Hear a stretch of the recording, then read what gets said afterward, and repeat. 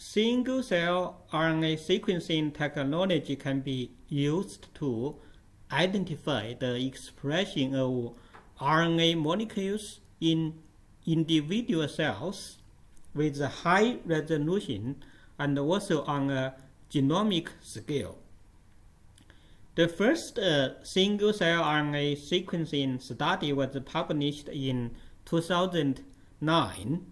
Since then, single-cell RNA sequencing technology has become a very popular approach to reveal the heterogeneity and complexity of RNA transcripts within individual cells. Research studies using single-cell RNA sequencing technology has discovered novel cell types and signaling pathways in different tissue and organs. Now, single-cell RNA sequencing facilities became more accessible and more software have been developed to analyze the large-scale sequencing data, so researchers can make important new discoveries using this powerful technology. You can use single-cell RNA sequencing technology to study the gene expression in cells of any interested tissue. Here, of course, we are going to use peripheral nerves. Single-cell preparation is the first step to obtain gene expression information in individual cells, so we can connect healthy and injured nerves and use enzymes such as trypsin and collagenase to dissociate the nerves into single cells. The intact nerve is one of the tissues that is very hard to dissociate into single cells because more than 50% cells in the nerve are myelinating Schwann cells. When we have the single-cell suspension, we can pass the cells into a microfluidic device, a machine called dropSeq. Cells will go through one channel. There are other channels to inject the barcoded beads, cell lysis buffer, under the wall. The wall will break the buffer into tiny droplets and co-encapsulate cells with barcoded beads. You can see from the video how the microfluidic device generates the droplet. The machine can form more than 100,000 nanoliter-sized droplets per minute.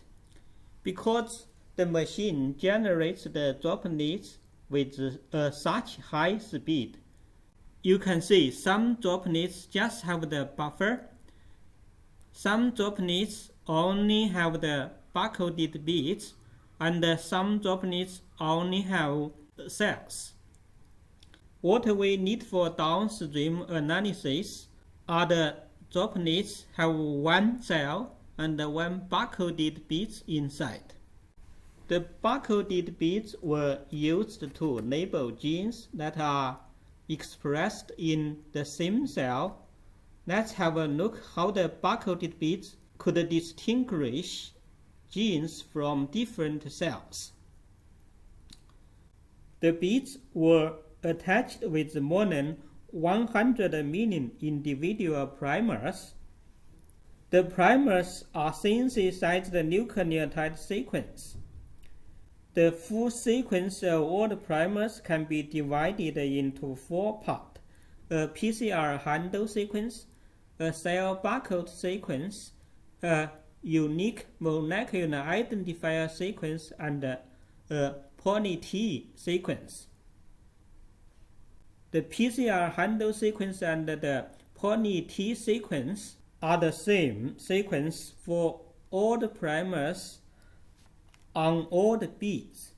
The PCR handle sequence is used for downstream cDNA amplification and sequencing, and the poly-T sequence is used for mRNA binding. The barcode sequence is the same for all the primers, but it is different on different beads. So the barcode sequence can label all the genes from the same cell. On the same bead, the UMI sequence is different on each primers, and the UMI sequence is used for counting the gene copies. Because the cell lysis buffer was injected into the drop-seq machine together with the barcoded beads, the cell membrane will break down within seconds in the droplet, and all the mRNA inside the cell will release into the buffer. Because all the mRNA has a poly-A tail, they can bind to the beads through the poly-T sequence. The beads has enough primers to capture all the mRNA from a single cell. Now we can connect all the beads from the droplet and perform cDNA synthesis on the beads.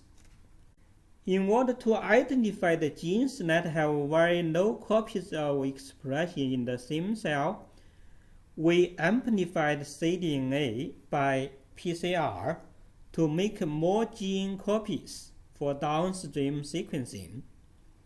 After cDNA amplification, we can perform cDNA sequencing on a sequencing machine. Once the sequencing is completed by the machine, we need to align the sequence to the genome and identify genes that are detected by sequencing. The sequence alignment often requires the use of a high-performance computer, and the Cell Ranger software is the most frequently used software in this step for sequencing alignment. As you can see from here, genes could be identified by the cDNA sequence. Cells could be identified by the barcode, and the gene copies could be counted by the UMI sequence. At the end of sequencing alignment, the software will generate a matrix table like this one. Now, from the matrix table, we know how many genes are expressed in the cell, and also we know expression copies for each gene in a cell. But we don't know what kind of cell type it is. So we can use the matrix data and perform the analysis of data normalization, mark gene identification, dimensional reduction, and cell clustering to place the same cell type into the same cell cluster on a two-dimensional map. Then we can use the well-known marker genes to identify the cell type in a cell cluster. We have software to perform data normalization, mark gene identification, dimensional reduction, and cell clustering. If you use R, you need the software Surat. If you prefer Python, you need the software scRNA-seq. I don't have time in this lecture to show you how we perform the analysis, but I have a YouTube channel you can watch if you would like to learn it.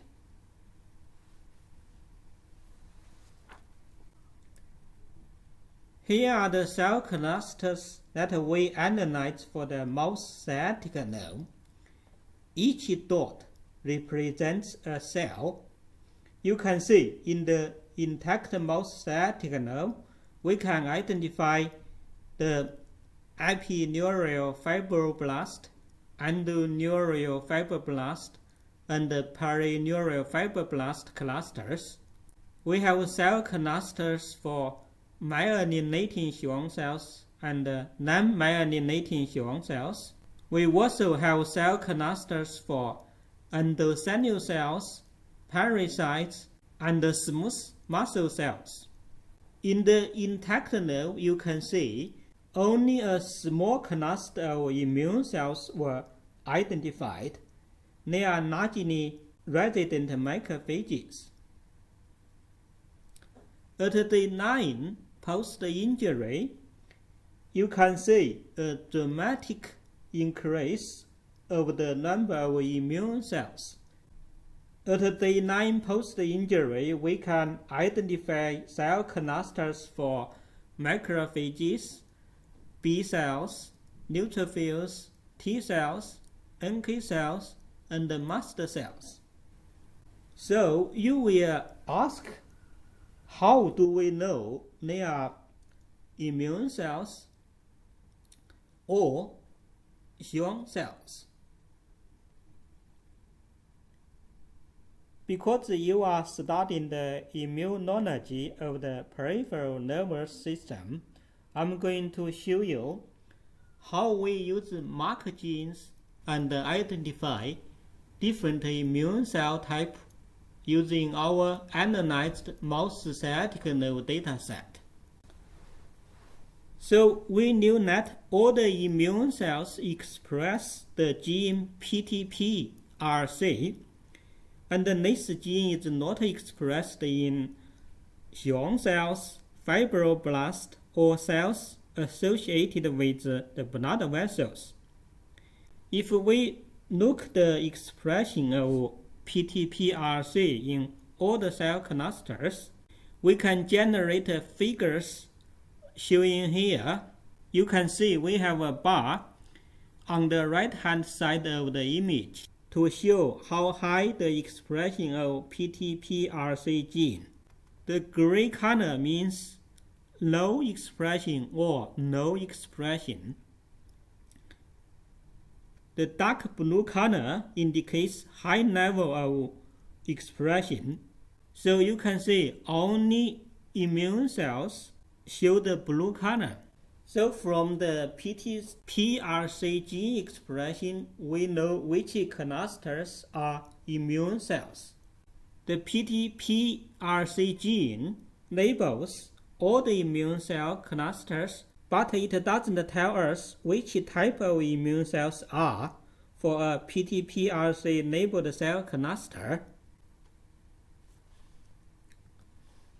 Next, we can use immune cell type specific mark genes to identify different immune cell types.